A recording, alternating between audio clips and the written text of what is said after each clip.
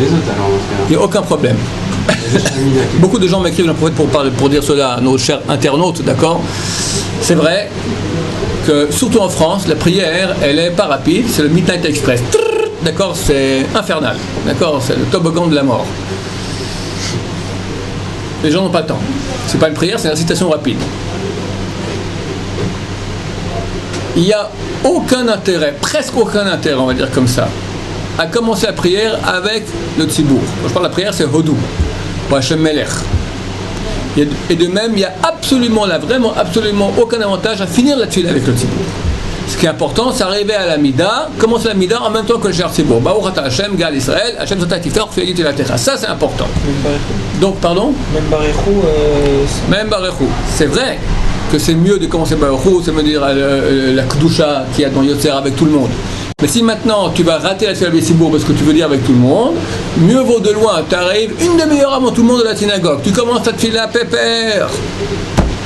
Eux ils commencent Hodou, toi tu es déjà dans Kriyat Shema. Tu prends tout ton temps. Il n'y a aucun problème, vraiment aucun problème. Et tu commences la Mida avec eux. Après, tu continues ta Mida super pépère. Eux, ils sont déjà partis à la maison. Tu es à ta Kadosh. Tu es la troisième bracha de ta Mida. Il n'y a aucun problème. Important, c'est commencer la Mida avec le Shar Tzibour. Ça, c'est fait la Betsibour. Bien que tu aies commencé beaucoup avant eux, tu finis beaucoup après eux. Et là, tu as fait une fila normale. C'est clair que c'est mieux de faire comme ça. Il est impossible de prier à la vitesse Midnight Express. Impossible. C'est vrai qu'idéalement, on devrait dire les endroits qui sont bien de dire avec tout le monde. Par exemple, Baruch pas forcément, mais la Kedusha de Yotzer, dire Kadosh Kadosh avec tout le monde. Mais si tu es avec tout le monde, tu n'arrives pas, tu es trop rapide. Tu es obligé de bâcler les mots, etc. C'est un gros problème.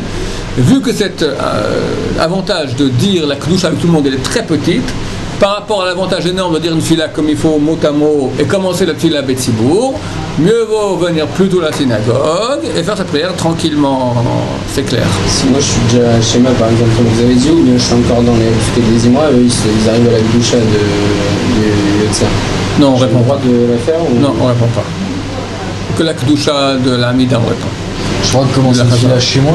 Ouais, pourquoi pas. Faire Hashem Meler, tout. Pourquoi pas. Avec Tfilin ou sans Tfilin? Il faut pas parler. Avec Tfilin aussi, pourquoi pas. C'est beaucoup mieux. J'habite loin de la synagogue. Le problème, c'est que comment le métro et tout ça. Je suis là aujourd'hui. Je parle pour. File le métro. Je sais pas. Il n'y a pas de problème point de vue illéchatique. Le seul problème, c'est que.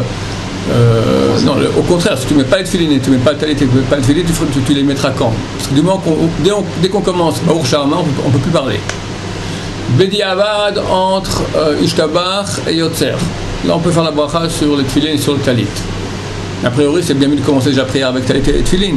Et il y a une grande ma'ala, un grand avantage aussi de rentrer dans la synagogue avec talit et tefilin. Donc c'est mieux de les mettre chez soi et aller comme ça à la synagogue. Le Ben Ishra, il dit que à Bagdad, les gens avaient confectionné un petit tefilin qui mettait comme ça sous la casquette, et un petit tefilin qui mettait sous le manteau, ils partaient de chez eux comme ça, incognito. Pas en métro à pied à l'époque, mais dans un pays arabe, d'accord, pour pratiquer la grande mission de rentrer avec talit et tefilin dans la synagogue. Il n'y a aucun problème de commencer chez soi la prière. Oui.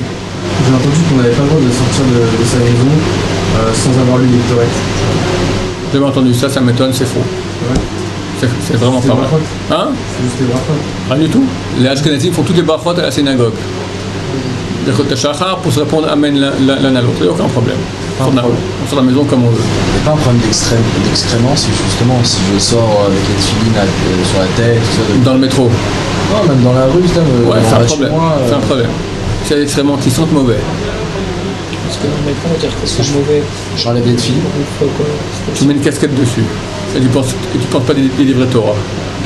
Bon, on va s'arrêter ici. Baruch Adonai,